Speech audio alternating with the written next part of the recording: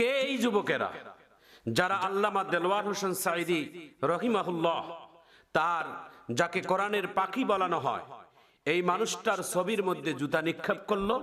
এই যুবকদের পরিচয় কি এবং কোন দলের, আমরা সেটা জানতে চাই।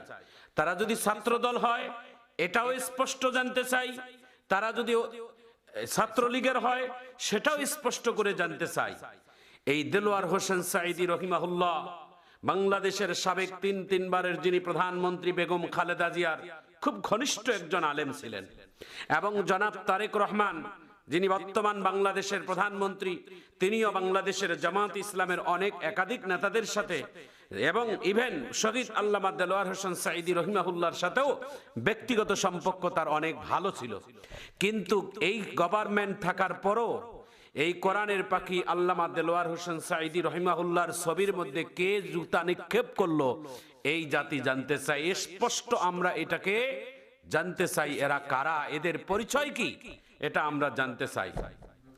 প্রিয় বন্ধুরা আমার, রাজনীতিতে রাজনীতির জবাব দিতে হয়, তাই বলি এই ঘৃণিত রাজনীতি আমরা আর দেশের মাটিতে দেখতে চাই না।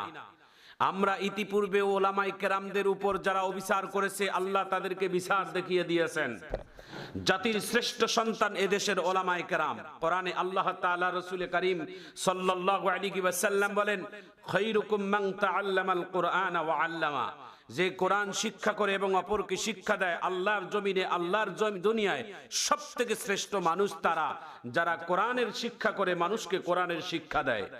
বাংলাদেশের হাজারো আলেমের ওস্তাদ, বাংলাদেশের সকল ইসলামিক স্কলারদের অন্যতম স্কলার এবং সারা বিশ্বের যিনি কোরআনের তাফসীর কারক, দেশ বরেণ্য মুফাসসির, গোটা বিশ্বের একজন আলোড়ন সৃষ্টিকারী শহীদ আল্লামা দেলোয়ার হোসেন সাঈদী রহিমাহুল্লাহ ছবির মধ্যে জুতা নিক্ষেপ করে বাংলাদেশের 18 কোটি মানুষের হৃদয়ের মধ্যে আঘাত করেছেন।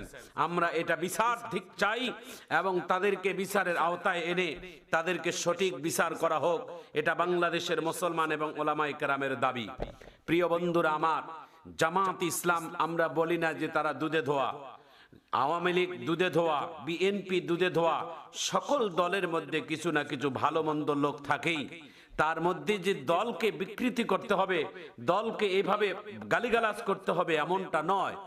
দলের মধ্যে ভালো মন্দ সবাই থাকে, সব দলের মধ্যেই ভালো মন্দ লোক থাকেই। প্রিয় বন্ধুরা আমার, একটি কথা স্পষ্ট জানিয়ে দিতে চাই, যারা এরকম ওলামায়ে কেরামদের শানে বেয়াদবি করে তাদের জন্মের ভিতরে ভেজাল আছে।